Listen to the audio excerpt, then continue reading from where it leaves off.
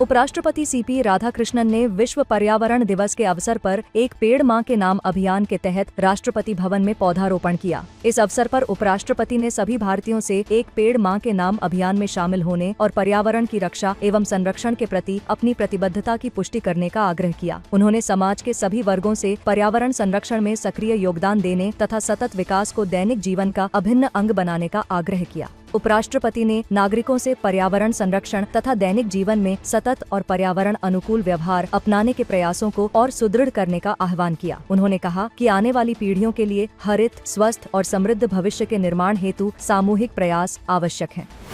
प्रधानमंत्री नरेंद्र मोदी ने सूरत में सड़क, ऊर्जा तथा औद्योगिक क्षेत्रों से जुड़ी 18,000 करोड़ रुपए से अधिक की विभिन्न विकास परियोजनाओं का शुभारंभ किया। इस अवसर पर आयोजित एक जनसभा को संबोधित करते हुए प्रधानमंत्री ने कहा कि ये परियोजनाएं विकास को गति देंगी तथा नागरिकों के लिए जीवन की सुगमता को और सुदृढ़ करेंगी। उन्होंने कहा कि विश्व हरित भविष्य की ओर अग्रसर है और भारत आर्थिक विकास तथा पर्यावरण संरक्षण के बीच संतुलन स्थापित करते हुए इस दिशा में सक्रिय नेतृत्व कर रहा है। प्रधानमंत्री ने विकसित भारत के संकल्प को साकार करने के लिए देशवासियों से एकजुट होकर कार्य करने का आह्वान किया। उन्होंने कहा कि यह लक्ष्य तभी प्राप्त किया जा सकता है जब गांवों और शहरों का समान रूप से विकास किया जाए। प्रधानमंत्री ने कहा कि अंतिम छोर तक आधुनिक संपर्क सुविधा पहुंचाना सरकार की सर्वोच्च प्राथमिकताओं में शामिल है।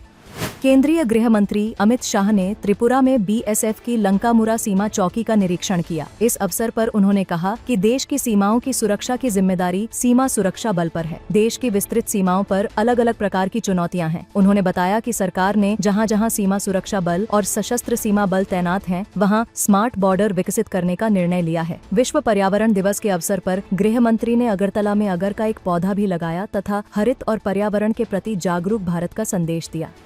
केंद्रीय पर्यावरण, वन एवं जलवायु परिवर्तन मंत्री भूपेंद्र यादव ने नई दिल्ली में 18 नमो ऑक्सीजन पार्क का उद्घाटन किया। कार्यक्रम को संबोधित करते हुए उन्होंने कहा कि वर्तमान समय में मानवता के समक्ष जलवायु परिवर्तन, जैव विविधता में कमी तथा भूमि क्षरण जैसी 3 बड़ी पर्यावरणीय चुनौतियां हैं। उन्होंने कहा कि भारत पर्यावरण संरक्षण के क्षेत्र में वैश्विक नेतृत्वकर्ता के रूप में उभरा है। देश ने सौर ऊर्जा क्षमता वृद्धि के मामले में विश्व भर में अग्रणी बनने, पीएम सूर्य घर योजना का कार्यान्वयन, अंतर्राष्ट्रीय सौर गठबंधन की स्थापना, अंतर्राष्ट्रीय बिग कैट अलायंस का शुभारंभ, रामसर आर्द्रभूमि स्थलों का विस्तार और जलवायु परिवर्तन पर संयुक्त राष्ट्र फ्रेमवर्क कन्वेंशन के तहत राष्ट्रीय स्तर पर निर्धारित योगदान लक्ष्यों को समय से पहले प्राप्त करने जैसी कई महत्वपूर्ण उपलब्धियां हासिल की हैं। केंद्रीय पृथ्वी विज्ञान राज्य मंत्री डॉक्टर जितेंद्र सिंह ने जम्मू में नवनिर्मित क्षेत्रीय मौसम विज्ञान केंद्र का उद्घाटन किया। जम्मू में स्थापित यह केंद्र देश का 7वां क्षेत्रीय मौसम विज्ञान केंद्र है। यह जम्मू कश्मीर, लद्दाख और हिमाचल प्रदेश को सेवाएं प्रदान करेगा तथा हिमालयी क्षेत्र की आवश्यकताओं के अनुरूप विशेष मौसम सेवाएं, आपदा संबंधी पूर्व चेतावनी और जलवायु सहायता उपलब्ध कराएगा। इस अवसर पर अपने संबोधन में केंद्रीय मंत्री ने कहा कि यह नया केंद्र मैदानी भागों से लेकर उच्च पर्वतीय चोटियों तक फैले विषम भौगोलिक क्षेत्रों वाले इस प्रदेश में मौसम की सघन निगरानी, पूर्वानुमान और पूर्व चेतावनी प्रणालियों को सुदृढ़ करेगा।